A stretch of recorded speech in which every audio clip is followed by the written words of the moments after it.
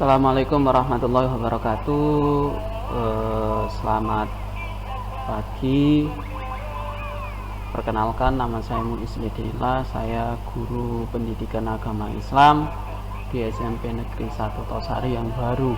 Ya, anak-anak, pada kesempatan kali ini saya akan menerangkan bagaimana pertemuan kita pertama kali.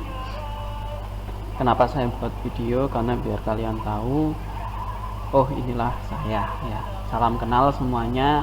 Semoga kita bisa bekerja sama, saling bekerja sama. Saya bisa menyampaikan ilmu yang saya dapat dan pembelajaran kita bisa tersampaikan dengan baik. Oke, untuk pembelajaran pertama langsung saja kita pada masuk ke semester 2 ya. Yang pertama kita akan mempelajari bagaimana cara meneladani ketaatan malaikat-malaikat Allah Subhanahu wa taala. Jadi perlu kita ketahui, sebelum manusia dilahirkan atau manusia diciptakan oleh Allah Subhanahu wa taala, di situ malaikat dulu yang diciptakan oleh Allah Subhanahu wa taala. Bahkan ketika Allah Subhanahu wa taala hendak menciptakan manusia, malaikat sempat bertanya kepada Allah, apakah engkau akan menciptakan makhluk yang kerjaannya merusak dan menumpahkan darah, sementara kami senantiasa bertasbih dan memuji kepadamu ya Allah. Itu yang malaikat katakan. Namun Allah Subhanahu wa taala, karena yang menciptakan malaikat, menciptakan segalanya, Allah menjawab, aku lebih mengetahui apa yang tidak kamu ketahui. Itu yang terjadi percakapan tersebut di surat Al-Baqarah ya.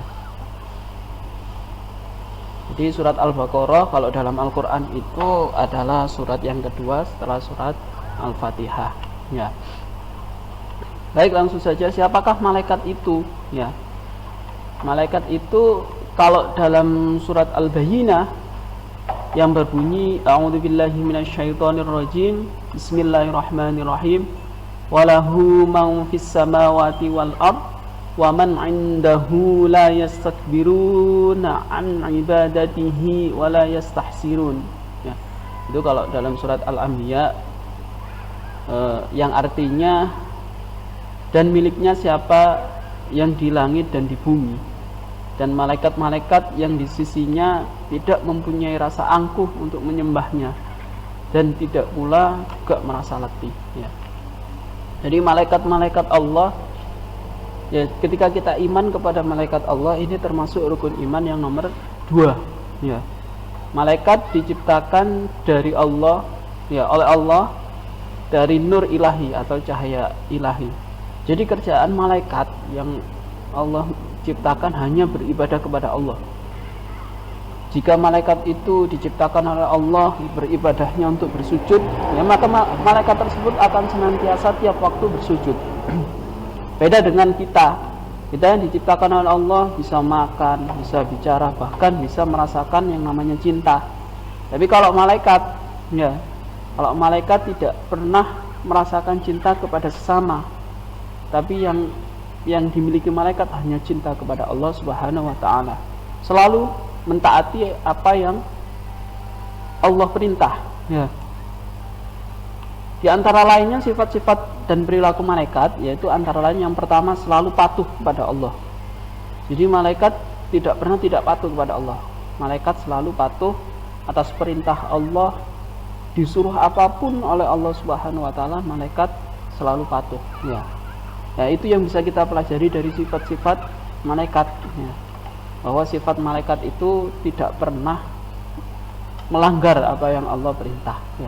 Yang nomor 2 yaitu malaikat dapat berubah wujud sesuai kehendak Allah ya. Misalkan seperti malaikat Jibril ya. Malaikat Jibril ketika Nabi Muhammad SAW menerima wahyu sering berubah-ubah bentuk. Ada yang malaikat Jibril pernah berubah jadi manusia ya, pernah berubah jadi sahabat Nabi Muhammad SAW ya. Itu malaikat. Jadi malaikat bisa berubah-ubah bentuk, tapi kalau manusia tidak ya. Kalau manusia tetap ya seperti ini, saya tetap seperti ini. Yang berubah bentuk adalah sifatnya Ya, terkadang ada manusia yang awalnya itu jelek menjadi baik, ya. Ada yang awalnya baik menjadi jelek, ya. Tapi semoga kita dari yang jelek menjadi yang baik, ya.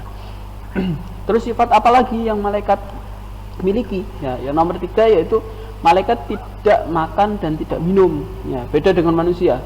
Manusia makan apapun, ya, minum juga apapun. Ya, tapi kalau malaikat tidak pernah makan, tidak pernah minum. Ya.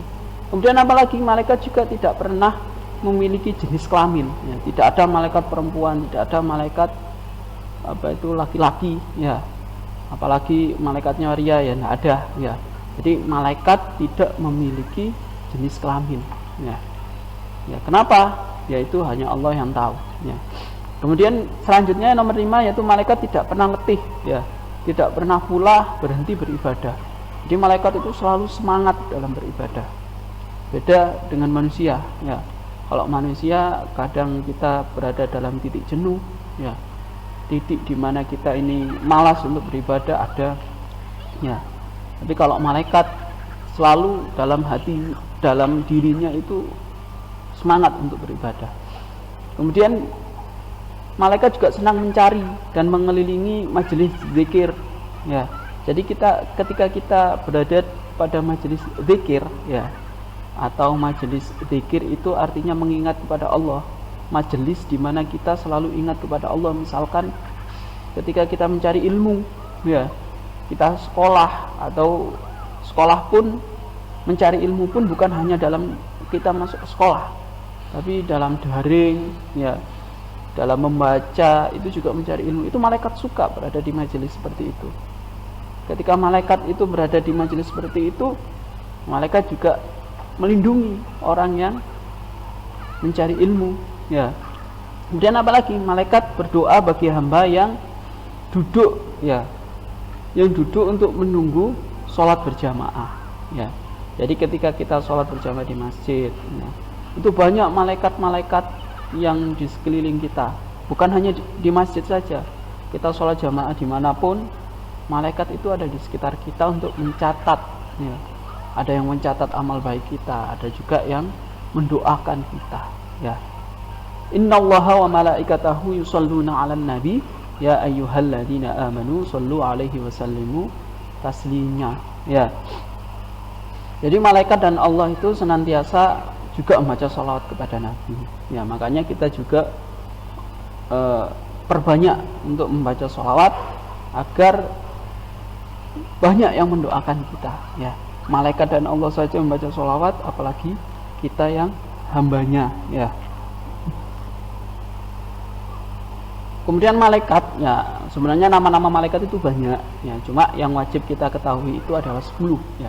Wajib kita ketahui itu adalah 10, ya. Yang pertama itu malaikat Jibril, ya. Malaikat Jibril itu tugasnya menyampaikan wahyu, ya, kepada Nabi dan Rasul, ya. Malaikat Jibril, ya, itu tugasnya menyampaikan wahyu atau kalam Allah. Wahyu itu adalah kalam Allah yang diberikan, yang ditujukan kepada para nabi dan para rasul, ya. Nama lain dari malaikat Jibril, ya, kalau dalam buku ini yaitu Ruh Al-Quds atau Ar-Ruh Al-Amin atau Namus, ya. Jadi malaikat Jibril, ya, kita tidak tahu bentuknya seperti apa. Tapi ketika Nabi Muhammad SAW mendapatkan wahyu, pernah malaikat Jibril itu berubah bentuk menjadi manusia, ya, dan berubah bentuk seperti sifat-sifat yang tadi saya jelaskan. Kemudian malaikat apa lagi? Yang kedua adalah malaikat Mikail. Ya, ini bertugas mengatur kesejahteraan makhluk, ya, seperti mengatur awan, menurunkan hujan, melepas angin, dan membagi-bagikan rezeki, ya. Bahwa apa?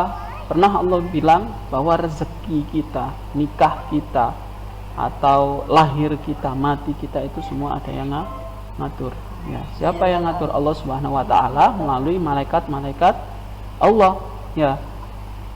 Jadi kita jangan khawatir, ya, kalau ada rezeki kita beda-beda, itu karena sudah takdir Allah Subhanahu wa taala, ya. Ada yang jualan, sama-sama jualan, jadi jangan khawatir. meskipun jualannya itu sama, ya modelnya apapun, jualannya dalam bentuk apapun, ya misalkan jualan online, jualan tas, jualan peralatan sekolah, sama, ya toko A dengan toko B jualannya sama, tapi rezekinya pasti sudah diatur oleh Allah Subhanahu Wa Taala. Jadi jangan khawatir, ya, karena rezeki kita sudah diatur oleh Allah Subhanahu Wa Taala melalui malaikat Mikail. Ya. Selanjutnya itu malaikat Israfil. Apa tugas malaikat Israfil? Tugasnya yaitu meniup trompet sangkakala. Jadi ketika kita nanti sudah mulai waktu, maka malaikat Israfil ini mulai meniup trompet. Ya, disitulah semua alam nanti akan hancur, semua manusia akan mati, semua makhluk ya akan mati. Kemudian ditiup lagi trompetnya oleh malaikat Israfil. Ya, setelah ditiup nanti bangun lagi. Ya, itulah nanti proses hari kiamat. Nanti dijelaskan di mungkin materi selanjutnya tentang hari kiamat. Ya. Baik, sekarang selanjutnya malaikat Israel. Ya, tugasnya ini mencabut nyawa seluruh makhluk hidup. Ya, bukan hanya manusia, hewan, ya, tumbuhan dan lain-lain semuanya yang hidup itu malaikat Israel yang mencabut. Kemudian malaikat Mungkar dan Nakir. Malaikat Mungkar dan Nakir ini tugasnya apa? Tugasnya yaitu menanyai orang yang sudah meninggal. Ya. Makanya ketika ada orang yang sudah meninggal, ya, sudah meninggal kemudian dikubur, setelah dikubur pasti kan ada Pak Mudin tadi, ya, atau pemuka agama membacakan talqin mayit. Ya, talqin mayit itu adalah usaha makhluk yang hidup, ya, manusia yang hidup mengajari yang sudah ada dalam kubur untuk menjawab pertanyaan dari malaikat Mungkar dan Nakir. Ya, itu juga tergantung dengan amal baik kita. Amal baik kita, amal soleh kita kepada Allah itu akan pengaruh ketika kita tadi ya ditanya oleh malaikat Mungkar Nakir. Kemudian malaikat Raqib, ya, tugasnya mencatat semua pekerjaan yang baik. Ya, amal baik kita yang mencatat adalah malaikat Raqib. Ya. Kemudian malaikat Atid, ya, ini kebalikannya, mencatat amal-amal yang buruk. Ya. Kemudian malaikat Ridwan. Malaikat Ridwan ini malaikat yang menghuni surga atau yang menjaga surga. Ya. Jadi kalau kita masuk surga nanti pasti ketemu dengan malaikat Ridwan.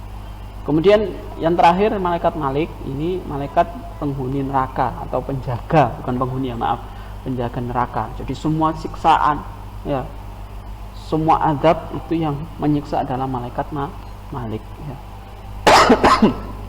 Maka dari itu, ya, dengan melihat tugas-tugas dari para malaikat tadi, sifat-sifat dari malaikat tadi, maka kita bisa simpulkan, ya, bahwa dari kita fungsinya iman kepada malaikat yaitu yang pertama untuk memotivasi, ya, memotivasi kita untuk senantiasa taat dan bertakwa kepada Allah, ya, seperti ketaatan malaikat tadi. Ya. Jadi kita sebagai manusia harus mencontoh hal yang baik dari malaikat, yaitu tentang ketaatan beribadahnya. Ya. Kemudian malaikat juga yang nomor 2, ya, kesimpulannya itu kita selalu diawasi oleh malaikat. Ya, baik perkataan kita, perbuatan baik kita, perbuatan buruk kita, perkataan baik kita, perkataan buruk kita, malaikat semua mengawasi. Jadi kita harus senantiasa berhati-hati, karena tidak akan luput, ya, ada malaikat yang mencatat amal baik dan buruk kita. Nomor 3, yaitu selalu optimis, ya, untuk selalu berusaha karena Allah Subhanahu Wa Taala, karena malaikat selalu memberikan rezeki kepada kita, ya. Allah selalu memberikan rezeki kepada kita melalui para malaikat, ya. Kemudian yang keempat, selalu memotivasi kita untuk senantiasa beramal soleh, ya, karena untuk bekal kita nanti di akhirat, ya, bekal kita nanti di kuburan. Bagaimana kita menjawab pertanyaan dari malaikat Raqib Atid, ya, yaitu mulut kita seperti dikunci, ya, yang jawab adalah organ-organ tubuh kita. Kalau organ tubuh kita sering, misalkan tangan kita sering untuk sedekah, maka jawabannya akan sedekah. Kalau tubuh kita sering dibuat untuk sholat, maka jawabannya adalah sholat. Tapi kalau organ tubuh kita buat maksiat, maka jawabannya adalah maksiat. Ya, ya, mungkin hanya itu dulu yang bisa saya sampaikan untuk pertemuan pertama ini. Nanti kita lanjut lagi di pertemuan selanjutnya ya. Untuk tugasnya kalian rangkum saja apa yang saya sampaikan barusan ya, jangan terlalu panjang, pendek-pendek saja. Yang penting kalian rangkum di buku tulis, nanti kalian foto ya, jangan lupa dikasih nama dan kelas ya, di ujung ya nama kelas kemudian rangkumannya ya, kalian foto kirim ke WA saya ya. Mungkin itu bisa saja yang bisa saya sampaikan untuk saat ini ya. Salam kenal ya, semoga kita bisa bekerja sama ya, semoga cita-cita kita juga tercapai ya. Karena apa, segala sesuatunya itu butuh ilmu ya. Dalam hadis Nabi Muhammad SAW, man arada dunya fa'alaihi bil ilmi wa man arada al-akhirata fa'alaihi bil ilmi wa man aradahuma fa'alaihi bil ilmi. Man arada dunya fa'alaihi bil ilmi ya, barang siapa yang menginginkan kebahagiaan dunia ya, atau kesuksesan dunia, maka fa'alaihi bil ilmi, dengan ilmu ya. Kita menginginkan kita kaya di dunia, kita sukses, jadi orang sukseslah di dunia, maka dengan ilmu. Kemudian selanjutnya apa? Waman aradal akhirata ya, jika kita ingin sukses di akhirat, masuk surga, maka fa'alaihi bil ilmi, juga dengan ilmu ya.